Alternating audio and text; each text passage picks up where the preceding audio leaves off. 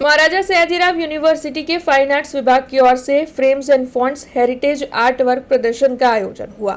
Maharaja Sayajirao university of Baroda की fine arts faculty के applied arts विभाग की ओर से youth and cultural activity office Vadodara के सहयोग से फ्रेम्स एंड फॉन्ट्स नाम के विशेष हेरिटेज आर्ट वर्क प्रदर्शन का आयोजन करवाया गया है।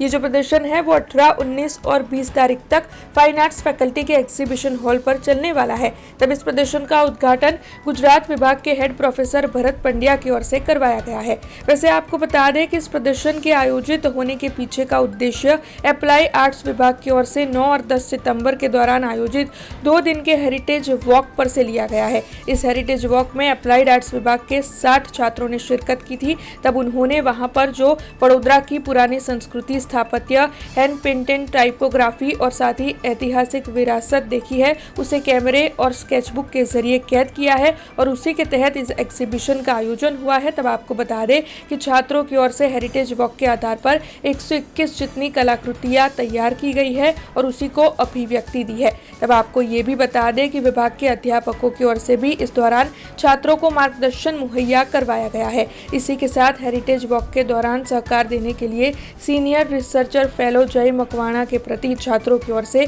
विशेष धन्यवाद भी व्यक्त किया गया है।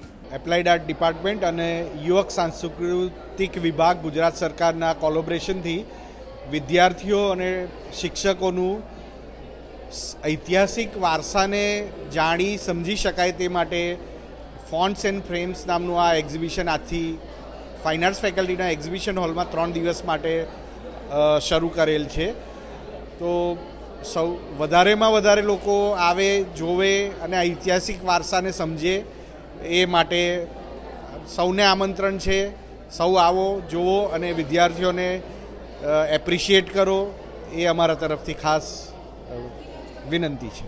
સપ્ટેમ્બર મહિનામાં ફેકલ્ટી ઓફ ફાઇન આર્ટ્સના એપ્લાઇડ આર્ટ્સ ડિપાર્ટમેન્ટ દ્વારા દ્વિદિવસીય હેરિટેજ વોકનું આયોજન કરવામાં આવ્યું હતું, જેના પ્રથમ દિવસે વડોદરા શહેરની હેરિટેજ વોક અને એના બીજા દિવસે આપણા MSU કેમ્પસની હેરિટેજ વોકનું આયોજન કરવામાં આવ્યું હતું। એનો ઉદ્દેશ્ય એ હતો કે આપણા જે જૂના ફોન્ટ્સ છે, ગુજરાતી હોય કે ઇંગ્લિશ હોય, એ અને આપણો વારસો, એ બેઉને ફોટોગ્રાફી થ્રુ પ્રિઝર્વ કરવાનો ઉદ્દેશ્ય હતો।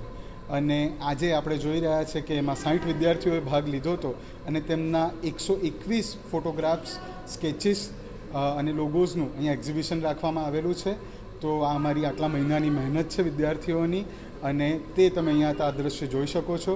અને બહુ દુઃખની વાત છે, ખેદની વાત છે કે વડોદરા એનો વારસો ભૂલી રહ્યો છે, એનો વારસો વિસરી રહ્યો છે। ત્યારે આ વારસાને જીવંત રાખવા માટે આ આવું એક્ઝિબિશન ખૂબ જ જરૂરી છે। આજે જ્યારે તમે 3 દિવસ આ એક્ઝિબિશનની મુલાકાત લેશો ત્યારે તમે પણ એવી ઘણી બધી વસ્તુઓ આ ફોટોગ્રાફની અંદર જોશો જે આજે હયાત નથી રહી, માત્ર 3 મહિનાની અંદર જ।